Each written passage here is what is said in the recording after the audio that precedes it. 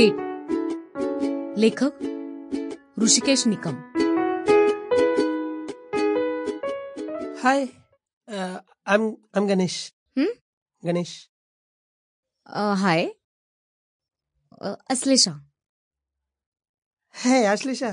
What do you do? Me job करते. Marketing head आहे. अरे मराठी हायला, अरे कसलं भारी आहे. मस्त. तू काय करतोस? मी न्यूजपेपर मध्ये लेख लिहितो. नाईस. ऍक्च्युली माझा फ्रेंड येणार आहे, त्याचीच वाट बघते मी. सो आपण ठीक आहे ना?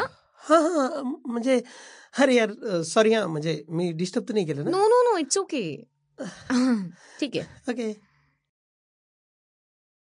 गणेश तिथून निघाला. आईला सरळ नाही म्हणायचं की आम्ही काय जबरदस्ती करणार होतो काय? मित्र येणार आहे म्हणे, आई घालू दे.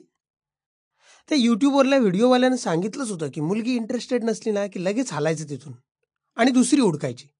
पण आता हिच्यासमोर दुसऱ्या मुलीकडे गेलो तर हिला काय वाटेल? काही का वाटेना, ही काय आपली पाहुणी का मेहुणी? गणेश बार काउंटरवरती बसला आणि पुन्हा बारभर तो नजर फिरवायला लागला. त्याला आणखी एक मुलगी तिथे दूर बसलेली दिसली, पण आश्लेषा समोरूनच तिच्याकडे जायला लागणार होतं. तो स्वतःला खूप समजावत राहिला, पण त्याची काही हिंमत होईना. थोड्या वेळानंतर आश्लेषाजवळ तिथलाच एक मुलगा येऊन बसला आणि थेट बोलायला लागला. गणेशला एकदम विचित्र वाटलं. चायला, आता मित्र येणार नाही हो हिचं. खोटं बोलली. आपण पण खुळ्या लावड्यासारखं हिला काय वाटेल हिला काय वाटेल असं विचार करत इथंच बसलो आणि ही बसली दुसऱ्या पोरासोबत बोलत. आई घालू दे, यांच्याबरोबर ना आपलं जन्मात पटणं शक्य नाही. ते सुजा म्हणते ना, आईला तसंच करायला पाहिजे होतं. भावा, तुला काय करायचंय? जरा गोड बोलायचं, एंटरटेन करायचं आणि थेट घरी घेऊन जायचं. पण आपल्याला तसं जन्मात जमेल असं मला तरी वाटत नाही. गणेशराव, कोरडेच राहणार तुम्ही वाटतं. दादा, दादा, एक पिक्चर द्या ना अजून. पहिला पगार आता सगळा बिअरवरच घालवतो आज, आईची गांड. गणेश बिअर पीत बारभर नजर फिरवत बसला. अख्ख्या बारमध्ये आपण एकटेच रिकामे बसलोय असं त्याला उगीच वाटायला लागलं.